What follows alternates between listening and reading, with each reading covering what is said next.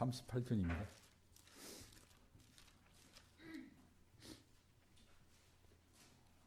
자, 38편 읽기 전에 제가 이제 하나 여기 집안에 가족이나 친지나 이웃 중에 아파서 돌아가신 분을 봤을 겁니다. 요즘은 요양병원이 있어서 그냥 약간 이상하거나 이제 심각하게 되면 이제 요양병원에 모시잖아요.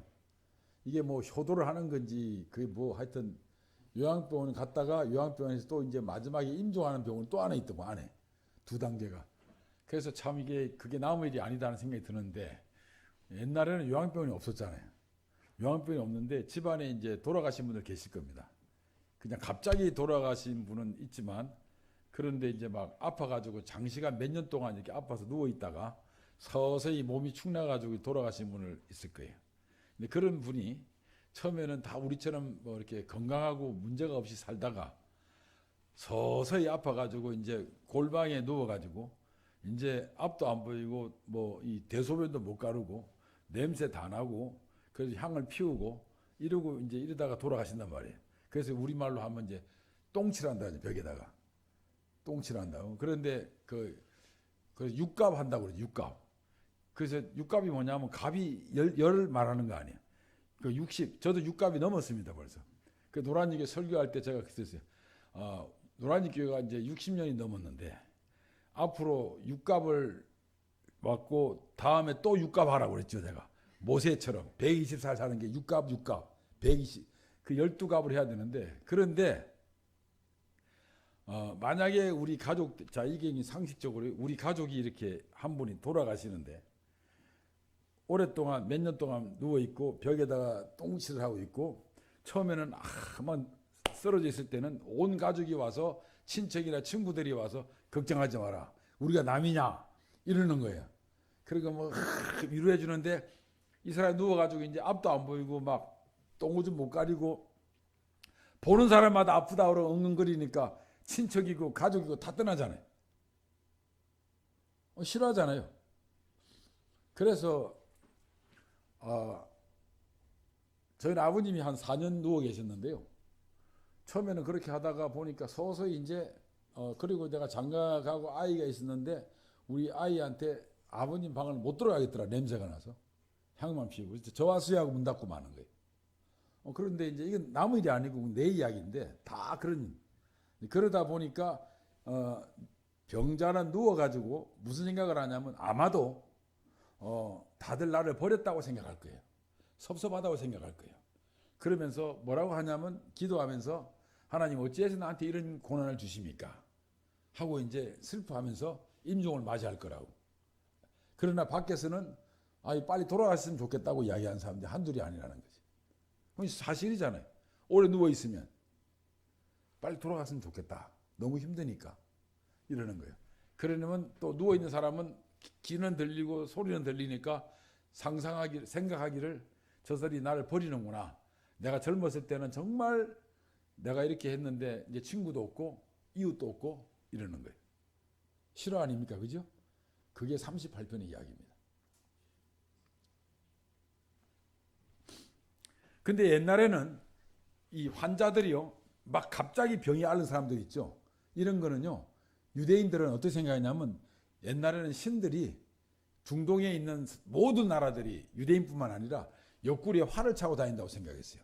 신이. 그래서 만약에 A가 잘못하면요. 누가 잘못하면 하늘에서 하나님이 신이 있죠. 중동에 여러 똑같은 문화예요. 여호와도 그렇고 다른 나라 신도 그렇고 잘못하면 활을 쏜다고 생각했어요. 활을. 그래서 욥이 병에 걸렸을 때 피부병에 걸렸을 때 뭐라고 그러냐면 어찌하여 주께서 나를 관역으로 삼으셨나이까 하고 그랬습니다. 그리고 여러분 보세요. 레인보우가 뭐예요? 무지개죠. 근데 이 보우라는 말이 활이잖아. 그래서 무지개가 이렇게 생겼잖아요. 활처럼 이렇게 생겼잖아요. 그래서 무지개라는 뜻하고요. 활이라는 뜻하고 히브리어로는 같습니다. 그래서 무지개가 왜 있습니까? 사람이 잘못해서 하나님께서 노아 홍수로 다 죽이고 난 뒤에 벌하고 난 뒤에 다시는 혼 안 내겠다고 하늘에 무지개를 보고 있는데 이거를 축소시켜 뭐냐면 신이 옆구리에 활을 갖고 다니는데 사람을 혼내주기 위해서 사실은 혼 안 내겠다고 있죠. 그 활을 몸에서 띄어가지고 하늘에 걸쳐놓은 거예요. 그 옛날 사람 그렇게 생각했다고요. 그렇게 생각했어요. 그래서 내가 잘못하면 하늘에서 활을 쏜다고 생각했대요. 그 말이 이 말입니다. 그래서 38편 1절에 보면 여호와의 주가 하나님이 화가 나서 나를 책망하지 마시고 주의 분노하시면 나를 징계하지 마십시오. 여호와의 화살이 나를 찌르고 이렇게 나옵니다. 이게 뭐냐면 이제 병이 들렸다는 뜻입니다. 옛날에는 병에 걸리면 갑자기 병에 걸리면 이 병이 왜 걸렸는지 자기가 알지 못해요. 이런 겁니다. 차를 운전해요. 차를 운전했는데 사고가 크게 났어요. 그때 내가 좌회전하면 될 걸 브레이크만 밟으면 될 걸 하고 분명히 내 잘못이 있어 사고 났단 말이에요. 그런데도 그 사람은 크리스찬이면 하나님한테 기도하죠. 하나님 어찌하여 나한테 고통을 주십니까? 할 거 아니에요. 그렇지 않습니까? 내가 실수하고 내가 잘못했어도 원인 알지만 하나님이 나한테 이 고통을 주는 거라 기도할 수 있는데 옛날에는 하루 종일 가만히 있다가 그 다음 아침에 온몸 피부병이 이상하든지 어디가 속이 쓰리고 아프고 막 이러면 그냥 바닥을 기면서 원인을 몰라요. 코로나도 모르고 역병도 몰라요. 아무것도 몰라요. 그럴 때는 뭐라 하냐면 하나님이 화가 나셔서 나한테 벌을 내린 거라고 생각했던 거지. 그래서 1편 1절과 2절이 그 말입니다. 하나님이 화가 나셔서 화살을 날 쐈구나. 내가 지금 맞았구나. 이렇게 표현하는 거예요. 이거는 진짜 맞았다는 게 아니라 그 당시에 문화로 이야기해서 내가 지금 하나님한테 천벌을 받고 있구나 하고 하는 거예요. 뭐 때문에? 아프기 때문에. 그래서 그 이야기를 나오는 거예요. 그래서 3절에 보면 하나님께서 화가 나가지고 내 온몸에 살에 성한 것이 없다는 거예요. 온몸이 다 썩어간다는 거죠. 그리고 나의 죄로 말미암아 이걸 내가 잘못했기 때문에 하나님이 나한테 벌을 줬기 때문에 내 죄로 내가 뭔 죄가 있나 보다. 그래서 내 뼈에 평안함이 없다. 뼈도 막 욱신거리는 거예요. 여기서 평안하단 말이요. 여러분 잘 아는 히브리어 샬롬입니다. 이 샬롬이란 말이 인사라는 뜻도 되고 그 다음에 전쟁이 하지 않는 평화라는 뜻도 되고 다른 말로 이 몸이 건강하다는 뜻도 됩니다. 여기 내 뼈가 이제 문제가 생겼구나. 그러니까 살도 문제가 있을 뿐만 아니라 뼈까지 문제가 있다.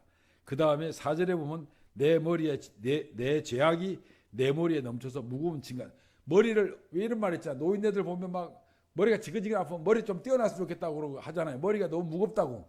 이런 말 머리가 너무 무거워진 거 아팠어. 그 다음에 이제 5절에 보면 철저하게 이제 몸에 나타나요. 병자라는 게. 상처가 썩었습니다. 악처가 나옵니다. 내가 우매한 까닭이다. 내가 하나님 앞에 죄를 져가지고 내 몸에 상처가 나고 썩고 냄새가 나는구나. 그리고 6절에 보면 진짜 내가 아프다. 그리고 구부러졌다. 몸이 구부러졌다. 아픈 사람이 어깨 탁 펴고 다니지 않잖아요. 몸이 아프니까 고개를 숙일 거 아니에요. 너무 아픈 거예요. 그래서 너무 아파서 6절 마지막에 보면 슬픔 중에 다니는 거예요. 너무 아파가지고. 나 너무 아프다. 그래서 이제는 너무 아파서 허리에도 이 허리 주변에도 열이 막 나고 가득 그리고 살은 전부 다 이 썩고 있다는 거죠. 성한 곳이 없다. 내가 피곤하고 정신이 피곤하지 아프니까 피곤하고 심히 상했음에 몸이 아픔에 마음이 불안해 정신 상태까지 이제 신음한다는 그거로 끝내는 게 아니에요. 9절에 보면 나의 모든 소원이 주 앞에 있다. 내 탄식이 주 앞에 감추지 않냐.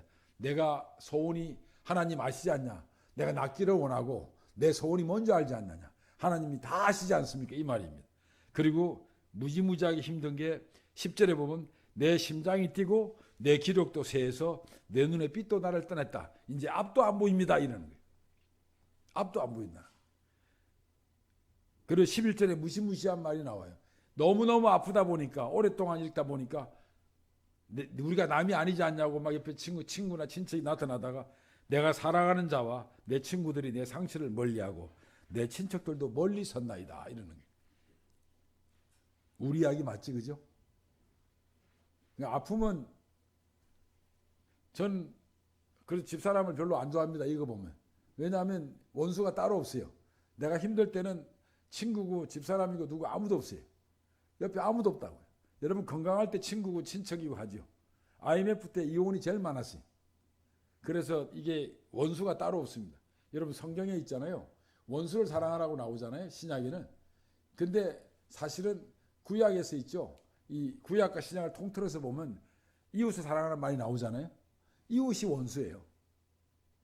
모르는 사람하고 뭐 관계 맺을 필요가 없잖아요. 길거리에 모르는 사람하고 싸울 이유가 없잖아요. 다 아는 사람하고 이해관계 있는 사람하고 싸우잖아요. 옆에 지금 친한 사람이 있으면 있죠. 이게 바로 원수인 거라요, 나중에. 그래서 중처럼 원수 없으려면 절에 가 있으면 돼요. 세상 살다 보면 다 원수 되는 거예요. 부자지간에, 부부간에, 형제지간에, 친척간에 진짜 가장 가까운 사람이 원수가 되는 거죠. 다른 말로 하면 가장 가까운 사람한테 실망하고 서럽고 이렇다는 뜻이죠. 여기 보면 사랑하는 자, 이게 나인지 남자인지 모르겠지만 사랑하는 자, 아내나 남편이 또 친구들도 내 상처를 멀리하고 아프니까 가까이 안 오잖아요. 가까이 안 와요. 그러니까 이런 시들이. 그래서 이 마태복음을 한번 볼까요? 마태복음 10장을 한번 볼까요?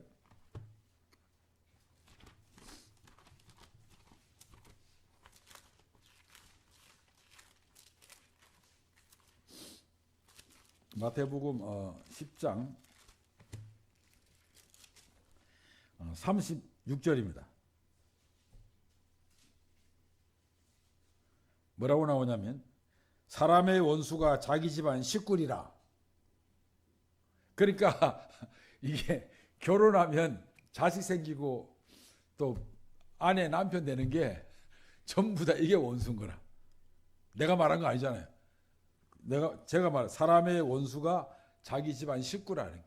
저는 어릴 때 우리 어머니가 하도 제가 말썽을 피워서 사형제 중에 나보고 맨날 저 원수 이랬거든 저한테.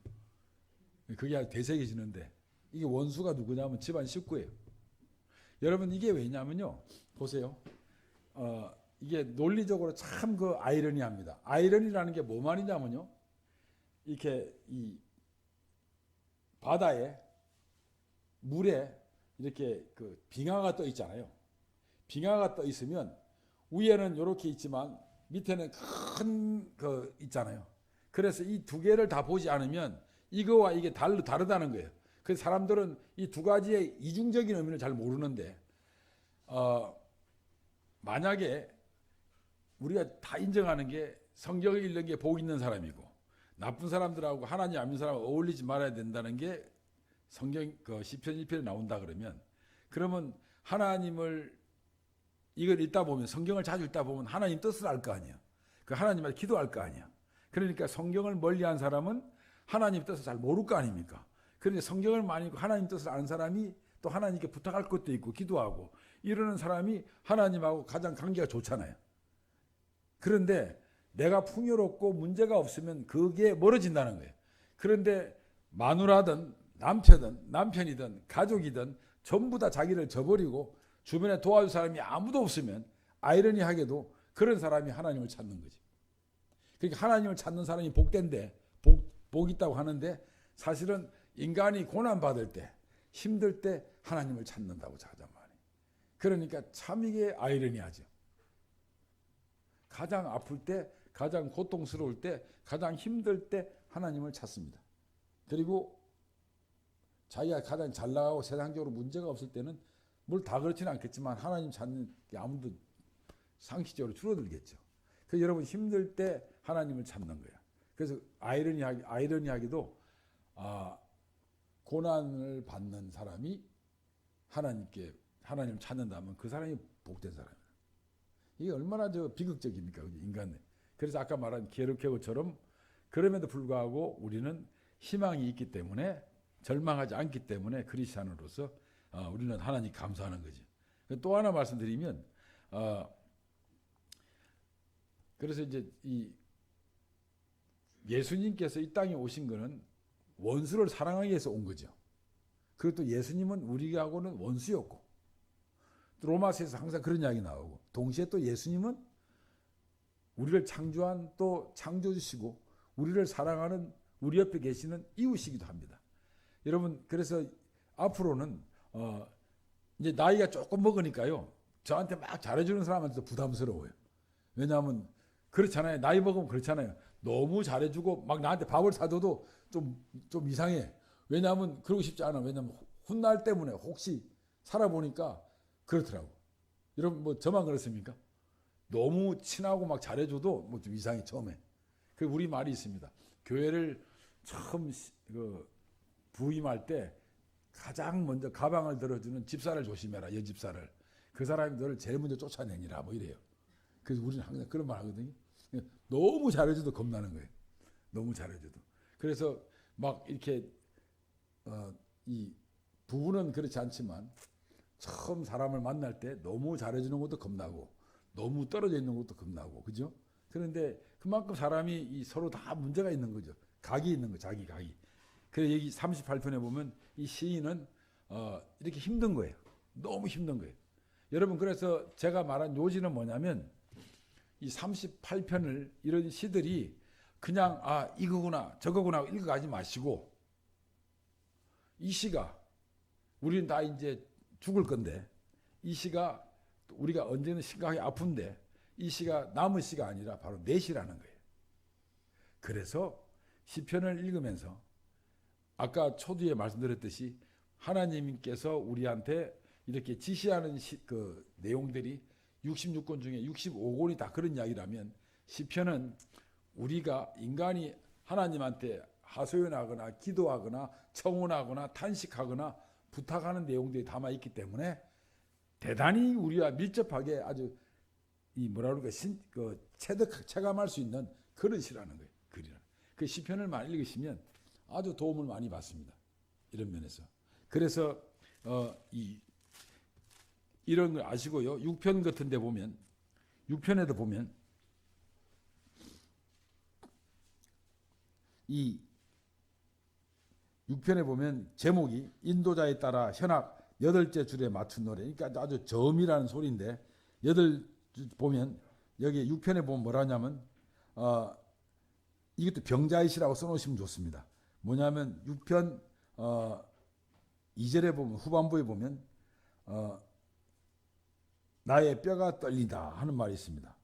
그 다음에 나를 고치소서 하는 거 있죠. 이 고치달라는 말이 병을 고쳐달라는 뜻입니다. 히브리어로. 그러니까 이게 환자를 말하는 거예요. 고쳐달라는 거죠.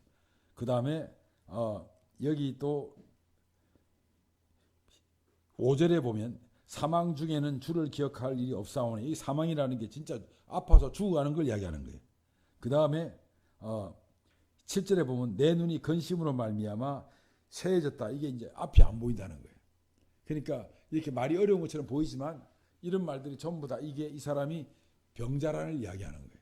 근데 옛날에는요, 왜 이렇게 아프냐니까 아프면 눈으로 많이 오는데 우리는 뭐 이제 안 그런데 의사가 있기 때문에 뭐 쉽게 고치는데 옛날에는 병에 걸려가지고 최악의 눈으로 나타나는 장애, 시각 장애가 많이 생겼는데 특히 이제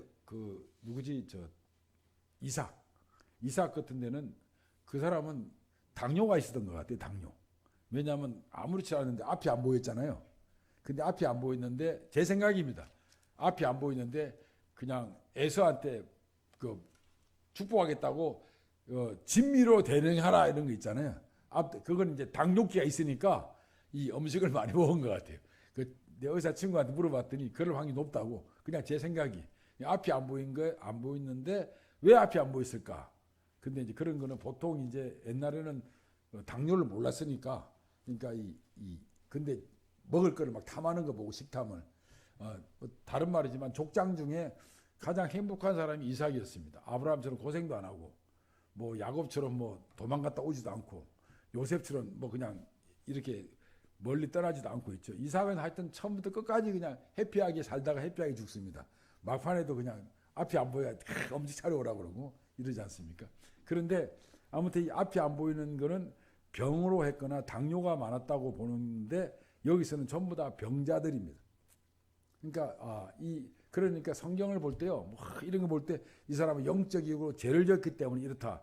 죄를 졌기 때문에 병이 걸리는 건 아닙니다. 이거는요, 되게 조심해야 됩니다. 죄를 졌다고 병에 걸리면, 그럼 안 믿는 사람, 하나님 믿는 사람이 병에 걸리면 다 죄인이었겠네. 아니잖아요. 그리고 이 사람 하나님 믿으면 실족했기 때문에 아닙니다. 왜 그러냐면 38편의 중요한 핵심 중에 하나가 이 사람이 뭐냐면 제가 죄악이 내 볼에 넘치다 내 죄로 말미암아 뼈에 성함이 없다 이겁니다. 뭐냐면 살다 보면 갑자기 예상하지 못한 불행이 닥쳐와요. 그죠? 근데 전혀 자기는 이 불행이 나하고는 무관해야 되는데 갑자기 나한테 이런 게 왜 닥쳤을까 할 때 심리적으로 보통 어떻게 생각하냐면 크리스찬들은 이게 혹시 하나님께 내가 나도 모르는 사이에 뭐 죄를 진 게 있는가 하고 반성할 수 있다는 거죠. 다른 말로 하면 내가 무슨 잘못해서 그랬을까? 왜냐하면 하나님께 부탁하고 싶으니까 하나님께 이거를 해결해 달라고 기도하다 보니까 혹시 내가 잘못한 게 있을까 하고 그런 그 참회의 시간을 가진다는 거예요.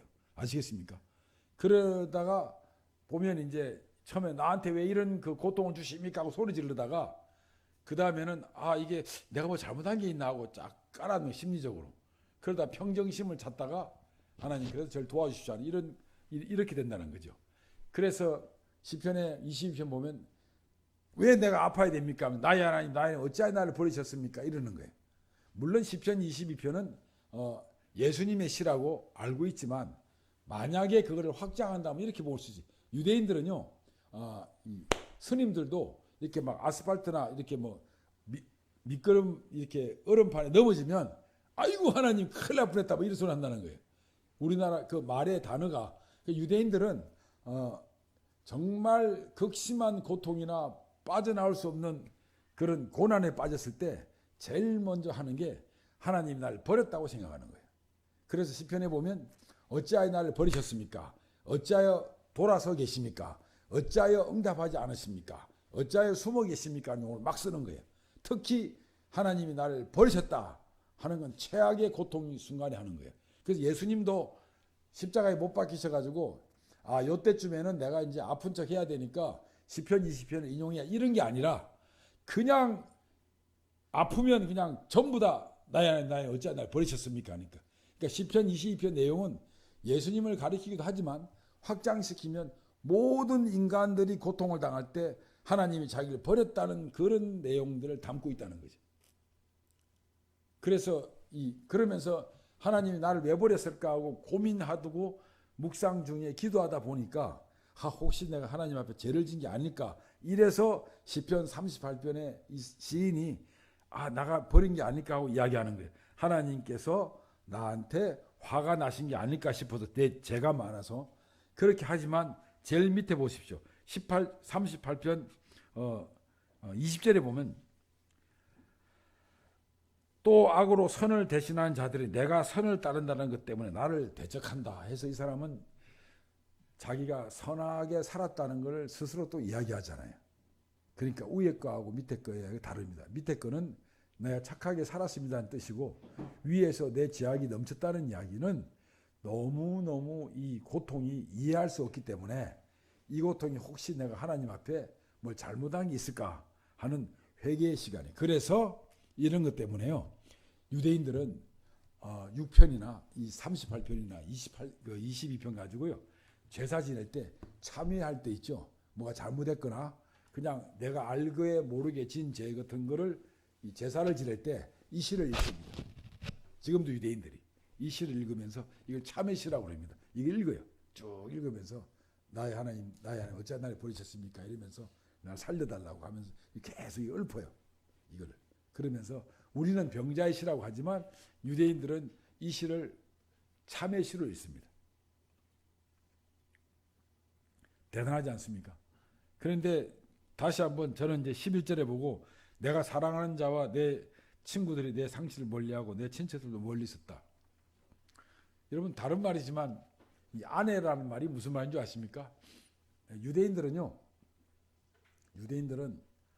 우리 모이면 이제 성경에 여자는 그 교회에서 잠잠하라 그랬으면 다 너울을 쓰는데 요즘은 뭐 집에 가면 제가 너울을 써요. 집사람 걸 내가 나가자마자 내가 그걸로 쓴다고. 내가 집에 가면 내가 잠잠해야 돼. 왜냐면 난 큰일 나거든. 근데 나이를 먹으니까 한 개 쓰냐 두 개, 세 개 쓰고 막 이래야 돼. 집에 가면.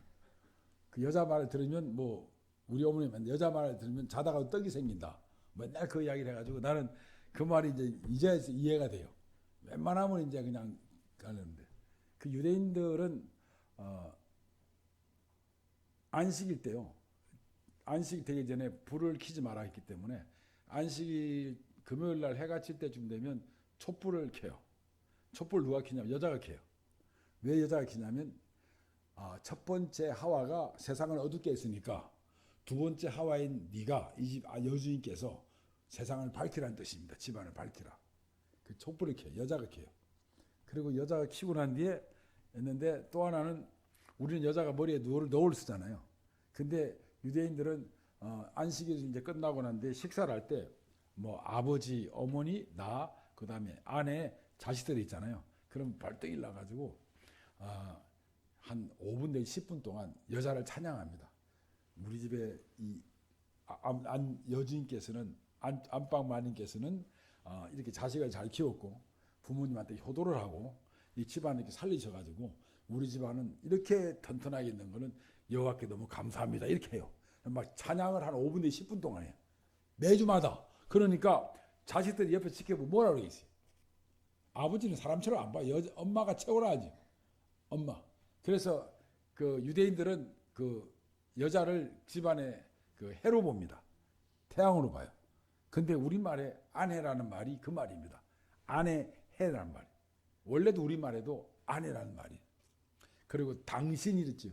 당신. 그러니까 너하고 나하고 같아. 여보, 여전히 보배라는 뜻이고 뭐 이런 말이죠. 그 유대인들은 그래요. 그래서 유대인들은 다른 이야기지만 결혼할 때 남자가 이 각서를 씁니다. 그래가지고 앞으로 결혼하는 순간 나는 이혼하면 모든 재산은 아내 거다. 플러스 얼마까지 더 가져가도 된다고 써놔요. 그럼 여자가 그걸 가지고 있다가 돈이 필요하면 은행 가서 있잖아요. 융자도 받아요. 그러니까 이혼할 수가 없죠. 이혼하는 순간에 이제 남자는 아주 거지가 되니까. 그래서 아주 모든 주권이 여자한테 있어요. 유대인들이 가장 훌륭하게 생각하는 사람이 누군지 알아요?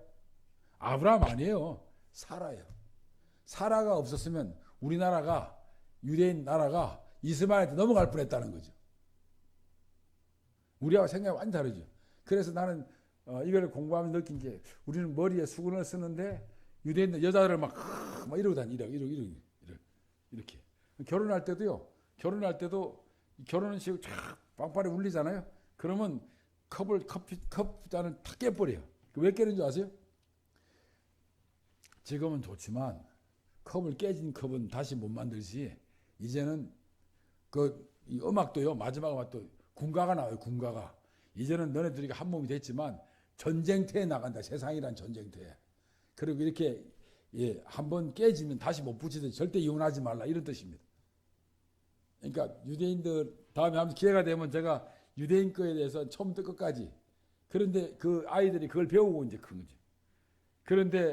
그런데도 불구하고 그런 관계임에도 불구하고 유대인들에게 고유 관심이 있는 불구하고 여기 보면 내가 사랑하는 자와 내 친구들이 내 상처를 멀리했다.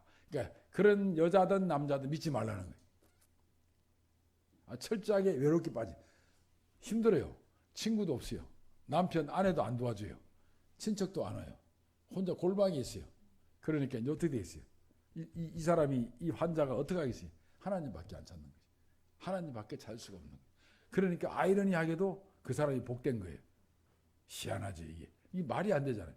하나님을 찾는 게 복된데 아파서 다 죽어가는데 아무도 안 도와줘요. 그렇지 않습니까? 지금 건강하니까 부부지. 한 사람이 뭐 IMF 때 가장 이혼을 많이 했다고 그러잖아요. 건강할 때가 부부지. 그래서 제가 이상하게 이게 분위기를 깨는 건 좀 미안한데요. 하여튼 뭐 사이를 벌리는 건 아니지만 혹시 하나님보다 아내, 하나님보다 뭐 이런 게 전부 다 하나님하고 관계를 막는 요소가 되면 안 된다는 거죠. 벽이 되면 안 된다. 이것이 이제 이야기하고자 하는 제가 말하고자 하는 뜻입니다. 그래서 여러분 이 성경은요 보면 볼수록 아주 깊은 엑기스가 있습니다. 그리고 성경을 읽으실 때 특히 이제 이 시편 같은 거 이런 거 읽으실 때는 그 자구 하나하나 있잖아요. 왜냐하면 우리는 목사님들이 제일 설교 많이 할 때 뭐냐면 뜬금없이 뭐 예레미야 이야기해도 아브라함 나오고 뭐 하다가도 아담 나오고 막 이러잖아요. 그 뜬금없이. 근데 시편은요 이렇게 기승전결이 한 편 안에 다 있습니다. 기승전결이. 그렇기 때문에 이 한 편을 가지고 모든 스토리가 다 만들 수 있기 때문에 이 시가 그 옛날에 어떤 병자의 시라고 보지 마시고 내가 아플 때 이 시가 나의 시가 될 수 있다. 시편 22편처럼 내가 심각하게 아프거나 고난을 받을 때 하나님이 나를 버리셨다는 내가 탄식이 나올 때 시편 22편을 생각하시고 예수님의 이 고난에 통해서 모든 우리의 고난이 블랙홀처럼 끌려 들어갔지만 이미 우리는 실존적으로 그걸 경험하는 그런 존재라는 거. 인간은 누구나 고통을 당하고 힘들기 때문에 그런 거를 자꾸 이 톱니바퀴처럼 도니까 어쩔 수 없이 이 성경을 읽으면서 하나님의 그 뜻을 깨닫고 이 천국을 소망하는 그런 희망적인 삶을 살 수밖에 없다. 그럼에도 불구하고 누구나 다 고통은 다 당한다. 똑같아. 믿는 사람이나 안 믿는 사람이나. 이런 것을 이제 말씀드리려고 했는데 하여튼 제가 우리 김영님께 원고를 드렸거든요. 자세하게 쓴 거를 필요하신 분은 받아가시면 될 겁니다. 제가 기도하고 끝내겠습니다. 하나님 아버지 고맙습니다. 저희들 함께 해주셔서 소자가 교제를 나눴습니다. 필요 없는 날 빼게 해주시고 바라옵기는 우리가 말씀을 통해서 하나님을 더 알고 하나님의 인자하심과 선하심이 항상 우리 함께하기를 진심으로 기원합니다. 시간 주셔서 감사하며 예수님의 이름으로 감사기도 올립니다. 아멘. 감사합니다.